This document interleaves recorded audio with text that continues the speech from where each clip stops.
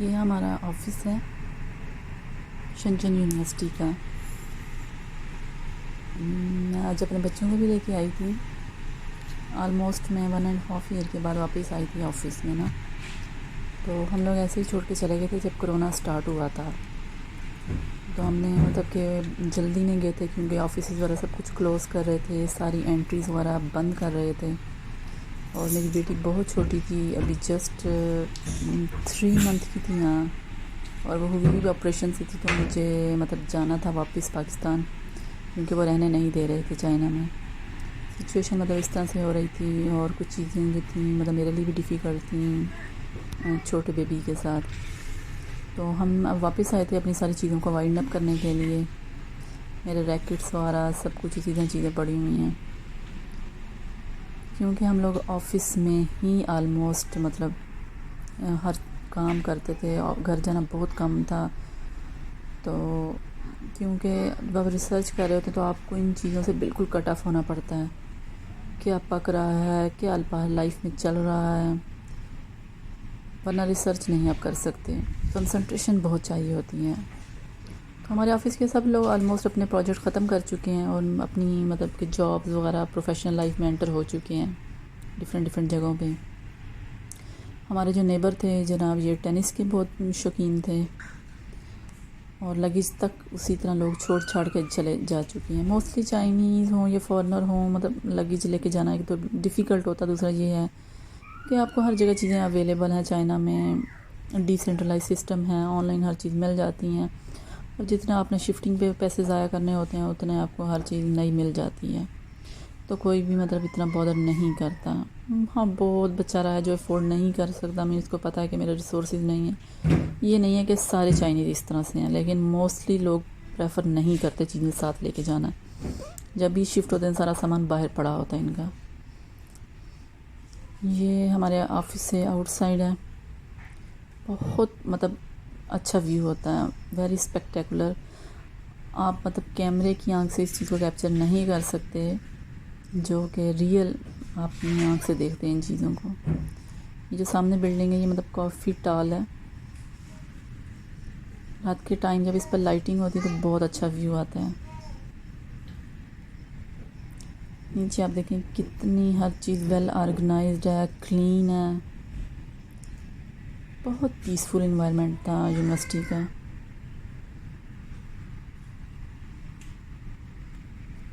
अभी तक काम चल रहा है वैसे यूनिवर्सिटी के अंदर। कंस्ट्रक्शन हर वक्त होती रहती है, कंस्ट्रक्शन है, मेंटेनेंस है, रेनोवेशन चलती रहती है। ये जो ब्लू से शेड से बने हुए इनमें हर वक्त वो लोग स्टे करते हैं जो कंस्ट्रक्शन का काम कर रहे होते हैं। मतलब ये परमानेंट नहीं होती जगह।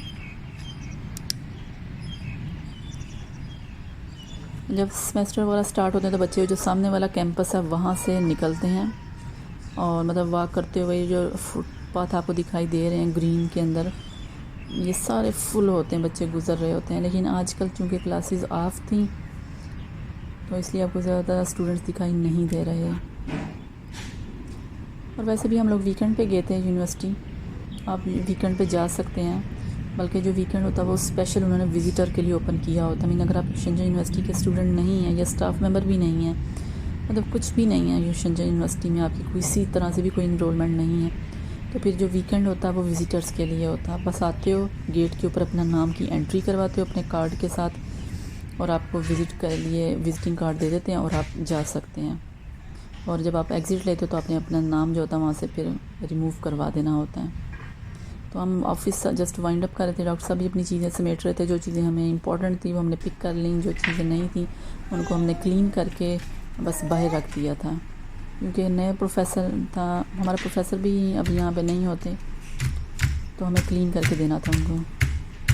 ये हम लोग जापान गए थे कॉन्फ्रेंस अटेंड करने, तो ये उस तरह की इन्होंने ना बनाई हुई थी। जो आपको पता है जापानीज़ जो है ये पेपर आर्ट वर्क में बहुत ज़्यादा फेमस हैं।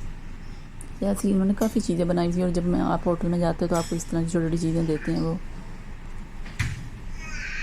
अल्फा मैडम तो सो गई थी, वैसे अच्छा हुआ था सो गई थी। मैंने चीज़ें वाइंड अप कर ली थी, वरना बच्चे जब अंदर भाग घूम रहे हो ना तो बहुत मुश्किल होता है। सिक्योरिटी के लिए प्रोफेसर ने कैमरा भी लगाया हुआ था कि बच्चे रिसर्च भी कर रहे हैं या नहीं कर रहे हैं।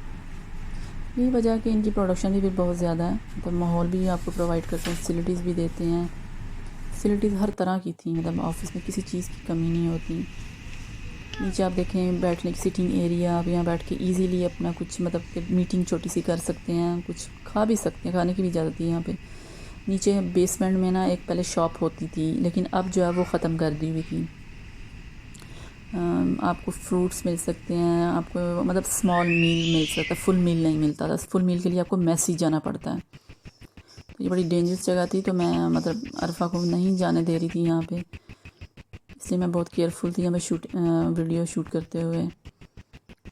तो बार मैं इसको नीचे ले आई थी क्योंकि ग्रिल से मुझे डर लग रहा था, और ये वैसे भी चेयर्स कलरफुल थी तो इनकी तरफ शायद अट्रैक्ट हो रही थी।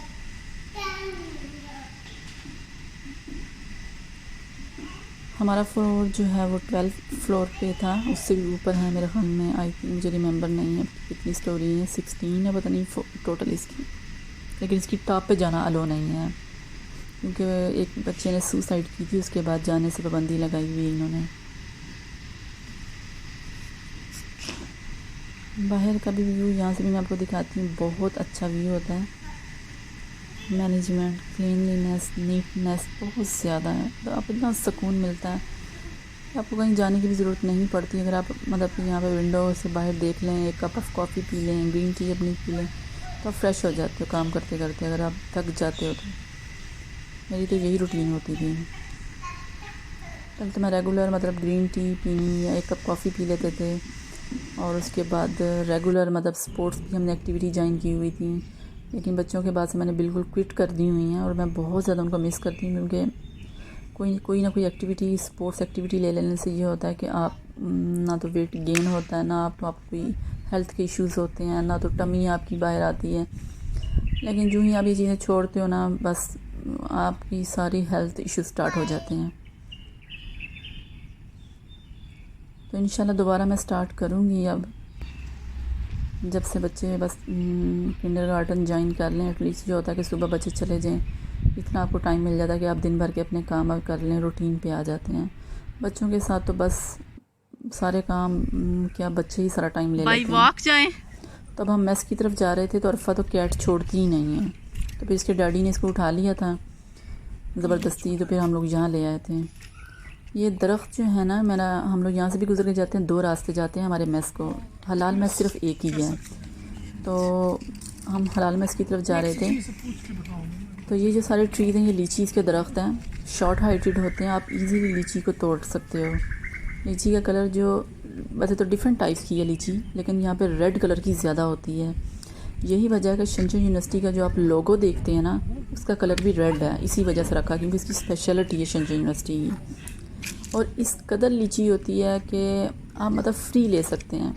ये नहीं होता कि जैसे अक्सर पाकिस्तान में ये होता है कि जो यूनिवर्सिटीज़ के अंदर दरख्त होते हैं ना, वो ठेके पे दिए होते हैं। जैसे फ्रूट आता है वो ठेके कर लेते हैं, और उनको वो आते हैं ठेकेदार और पिक करते हैं, स्टूडेंट को हाथ नहीं लगाने देते। लेकिन यहाँ पे ऐसा नहीं था, यहाँ पे फ्री थी, हर स्टूडेंट को एक्सेस थी। बल्कि जब फ्रूट गिर रहा होता है, ओवर राइपेंड हो जाता है, तो उसको उतार कर भी स्टूडेंट्स को फ्री दिया जाता है। स्पेशल लोग बुलाए जाते हैं उतारने के लिए, इतनी हेल्प आउट किया जाता है बच्चों को। ये हमारी यूनिवर्सिटी का बैंक है, मतलब सारे यहाँ पे जितने भी बैंक से रिलेटेड काम होते हैं यहीं पे डील होते हैं। उसके बाद यहाँ से जनाब निकलते हैं, तो फिर अब हम अपने मेस की तरफ जा रहे हैं। रास्ते में आपको दिखाऊंगी क्या क्या चीज़ें आती हैं। रास्ते में एक लाइब्रेरी बहुत फेमस है, लाइब्रेरी बहुत बड़ी है इसकी, और मज़े की बात यह कि आपको इंग्लिश भी लिटरेचर या इंग्लिश से रिलेटेड बुक्स भी मिल जाती हैं। वैसे ज़्यादातर चाइनीज़ जो लाइब्रेरीज़ होती हैं ना, वहाँ पे नहीं मिलता ही इंग्लिश की बुक्स। ये फाउंटेन बहुत फेमस है, अभी हम वॉक करते हुए जाएंगे तो मैं रास्ते में आपको दिखाऊँगी। शनजू यूनिवर्सिटी के भी 2 कैंपस हैं। हम जो है वो हू हाई कैंपस में हैं, ये बहुत बड़ा है, और जो दूसरा इसका कैंपस है वो शीली में है, वो इससे दूर है। और ये जो कैंपस ओल्ड कैंपस है यही सबसे बड़ा है, ये 2.72 स्क्वायर किलोमीटर में है। इसका जो रकबा है वो छोटा है, वो 1.38 स्क्वायर में है। और यहाँ पे ये जो फ्लैग से लगे हुए हैं ना, ये फ्लैग हर डिपार्टमेंट्स के हैं, मतलब कितने यहाँ पे डिपार्टमेंट्स हैं। डिपार्टमेंट जिस तरह होते हैं, मतलब कि कॉलेजेस सारे ही हैं, मैनेजमेंट है, लॉ स्कूल है, डिज़ाइनिंग आर्ट्स हैं, बेसिक्स जो साइंस के होते हैं, फिज़िक्स केमिस्ट्री बायो हैं, अगर बात की जाए कि भाई मैनेजमेंट भी बहुत अच्छी है यहाँ की, स्टडी साइकोलॉजी भी है, हेल्थ जो साइंस सेंटर है उसके अंदर आपको जो मिलते हैं वो क्लिनिकल मेडिसिन मिलती है, बायोमेडिकल इंजीनियरिंग मिलती है, फार्मेसी है, नर्सिंग है और स्टोमेटोलॉजी पढ़ाई बस जाती है, एमबीबीएस नहीं करवाते ये लोग। बाकी शनचन यूनिवर्सिटी की जो सबसे अच्छी बात समझी जाती है, जो सबसे ज़्यादा ये फॉरेनर्स को बुलाते हैं, उसकी वजह क्या है, वो इसके रिसर्च इंस्टीट्यूट्स हैं। रिसर्च इंस्टीट्यूट की अगर बात की जाए तो इनके 12 रिसर्च इंस्टीट्यूट्स हैं और उनमें सबसे जो फेमस है वो ऑप्टो इलेक्ट्रॉनिक्स का है। फिर उसके बाद कंप्यूटर या आईटी की साइड पे आप चले जाएं तो वो स्मार्ट सेंसिंग है, मोबाइल कंप्यूटिंग है, ये चीज़ें बहुत फेमस हैं। मतलब ये चीज़ें इतनी फेमस हैं कि ना, रिसर्च तो हर यूनिवर्सिटी में होती है, ये एक आपकी डिग्री का हिस्सा होता है, चाहे आप ग्रेजुएट्स हैं, अंडर ग्रेजुएट्स हैं, मास्टर के स्टूडेंट हैं, पीएचडी के स्टूडेंट्स हैं। अच्छा, रिसर्च एक वो होती है जो लोग बस फॉर्मेलिटी रिसर्च करवाते हैं कुछ यूनिवर्सिटीज़, मीन उनका कोई इम्पेक्ट नहीं होता, उनमें कोई इनोवेशन नहीं होती। लेकिन शनचन यूनिवर्सिटी में 12 ऑलमोस्ट रिसर्च इनोवेशन सेंटर्स हैं। अगर बात की जाए इसकी इस्टेब्लिशमेंट की, 1983 में ये इस्टेब्लिश हुई थी, तो अब तक ये 48 इन्वेंशन दे चुकी है शनचन यूनिवर्सिटी। मीन इतनी टॉप लेवल की रिसर्च होती है, इसी वजह से ये यूनिवर्सिटी ने बहुत ग्रो किया है। जब यूनिवर्सिटी ग्रो करती है तो अपनी रिसर्च की वजह से करती है, रिसर्च की वजह से ही नाम पैदा किया जाता है। तो जितनी ज़्यादा रिसर्च पैदा करेगी, प्रोडक्शन होगी, ज़ाहिर सी बात है फंडिंग भी उतनी आएगी, इंडस्ट्रीज़ को फंडिंग भी देगी, ज़्यादा फंडिंग देगी तो ज़्यादा पैसे होंगे, तो वो फॉरेनर्स को भी ज़ाहिर सी बात है इन्वाइट करेंगे, डिफरेंट ब्रेन को, डिफरेंट क्रीम को, डिफरेंट जो टैलेंट होता है उसको फिर बुलाया जाता है। और जनाब इन्होंने 26 रिसर्च पेपर और प्रोजेक्ट ऐसे हैं जिन पे इनको अपनी इनोवेशन की वजह से पीपल लिबरेशन आर्मी की वजह से भी प्राइजेज़ मिले हैं। ठीक है, तो इस वजह से इनकी जो यूनिवर्सिटी है उसकी रैंकिंग लास्ट ईयर से बहुत बढ़ गई है, बल्कि 2021 में तो इसने अपनी रैंकिंग बहुत ज़्यादा बढ़ा दी है, पूरी वर्ल्ड में भी इसको अब जाना जा रहा है। शनचन यूनिवर्सिटी में फॉरेनर बहुत ज़्यादा होते हैं। ठीक है, ज़ाहिर सी बात है फंडिंग ज़्यादा तो ज़्यादा अट्रैक्ट करते हैं, सैलरी पैकेजेस अच्छे हैं as compare to other universities से, तो फॉरेनर्स जो हैं आपको बहुत ज़्यादा यहाँ मिलेंगे। अब बस थोड़ा ही डिस्टेंस रह गया तो हम यहाँ से, मतलब कि ये बहुत बड़ी लाइब्रेरी है, ये साथ ही जो स्टेज चढ़ के आप ऊपर जा सकते हैं, ये लाइब्रेरी के बाहर पानी सा है, बस हम पहुँचने वाले हैं अब मैस में।